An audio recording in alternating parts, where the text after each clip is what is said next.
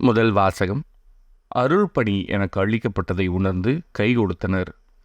திருத்தூதர் பவுல் கலாத்தியருக்கு எழுதிய திருமுகத்திலிருந்து வாசகம். அதிகாரம் 2, இறை வசனங்கள் 1 முதல் 2 முடிய மற்றும் 7 முதல் 14 முடிய. சகோதரர் சகோதரிகளே, 14 ஆண்டுக்கு பின் தீத்துவையும் கூட்டிக் கொண்டு பர்னபாவுடன் நான் மீண்டும் எருசலேமுக்கு போனேன். நான் போக வேண்டும் என்று வெளிப்படுத்தப்பட்டபடியால் தான் அங்கு போனேன். பிற இனத்தார் நடுவில் நான் அறிவித்து வந்த நற்செய்தியை பற்றி அங்கே எடுத்து கூறினேன். செல்வாக்கு உள்ளவர்களிடம் தனிமையில் எடுத்துரைத்தேன்.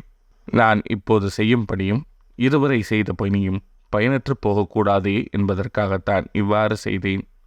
ஆனால் யூதர்களுக்கு நற்செய்தி அறிவிக்கும் பணி பேதுருவிடம் ஒப்படைக்கப்பட்டுள்ளது போலவே பிற இனத்தாருக்கு அதை அறிவிக்கும் பணி என்னிடம் ஒப்படைக்கப்பட்டுள்ளது என்பதை அவர்கள் கண்டு கொண்டார்கள். ஆம், யூதர்களின் திருத்தூதராக செயல்படும் ஆற்றலை பேதுருவுக்கு தந்தவரே பிற இனத்தாருக்கு திருத்தூதராக செயல்படும் ஆற்றலை எனக்கும் தந்தார். அந்த அருள்பணி எனக்கு அளிக்கப்பட்டதை உணர்ந்து திருச்சபையின் தூண்கள் என கருதப்பட்ட யாக்கோபு, கேபா, யோவான் ஆகியோர் நட்புறவின் அடையாளமாக எனக்கும் பர்னபாவுக்கும் கை கொடுத்தனர். யூதர்களுக்கு அவர்களும் யூதரல்லாதோர்க்கு நாங்களும் நற்செய்தி அறிவிக்க வேண்டும் என்று ஒத்துக்கொண்டோம். ஏழைகளுக்கு உதவி செய்ய மறக்க வேண்டாம் என்று மட்டும் அவர்கள் கேட்டுக்கொண்டார்கள். அதை செய்வதில்தான் நான் முழு ஆர்வத்தோடு ஈடுபட்டிருந்தேன்.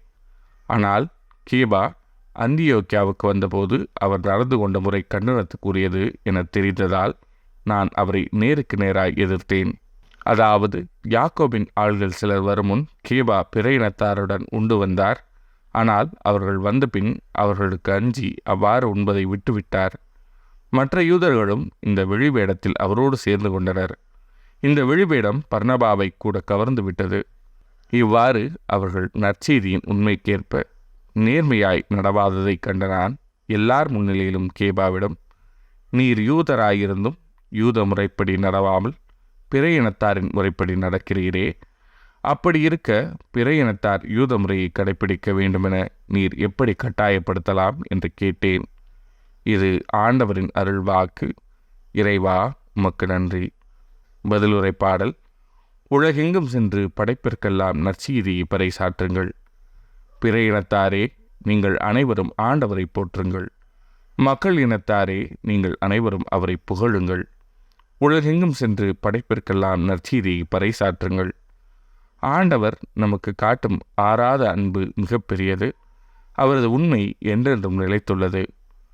உலகெங்கும் சென்று படைப்பிற்கெல்லாம் நற்செய்தியை பறைசாற்றுங்கள். நற்செய்தி வாசகம்.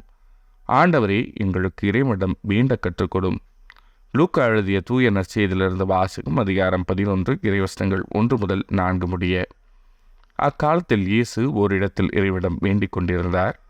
அது முடிந்ததும் அவருடைய சீடர்கள் ஒருவர் அவரை நோக்கி, ஆண்டவரே, யோவான் தம் சீடருக்கு இறைவனிடம் வேண்ட கற்றுக் கொடுத்தது போல் எங்களுக்கும் கற்றுக்கொடும் என்றார்.